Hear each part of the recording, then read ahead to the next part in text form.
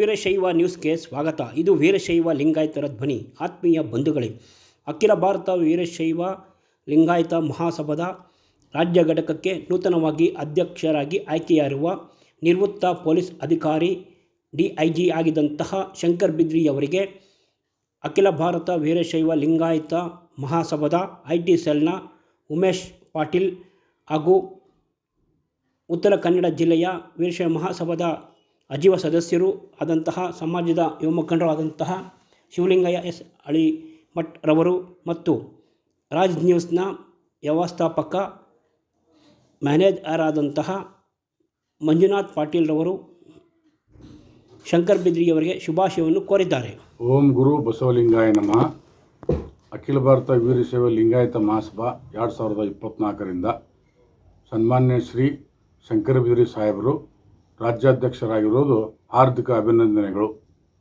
ಇನ್ನು ಮುಂದೆ ರಾಜ್ಯದಲ್ಲಿ ಅಧ್ಯಕ್ಷರ ಯಾವೆಲ್ಲ ಕಾರ್ಯಕ್ರಮಗಳು ತುಂಬ ಅವರು ಇಂಟ್ರೆಸ್ಟ್ ತೊಗೊಂಡು ಮಾಡೋಕ್ಕೆ ಹುಮ್ಮಸ್ಸಲ್ಲಿದ್ದಾರೆ. ಅದಕ್ಕೆ ತುಂಬ ಧನ್ಯವಾದಗಳು.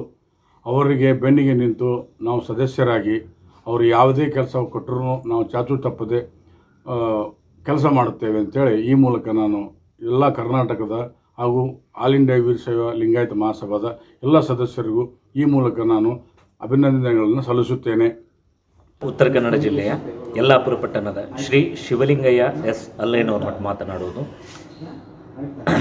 ಅಖಿಲ ಭಾರತ ವೀರಶೈವ ಮಹಾಸಭಾದ ಕರ್ನಾಟಕದ ರಾಜ್ಯ ಅಧ್ಯಕ್ಷರಾಗಿ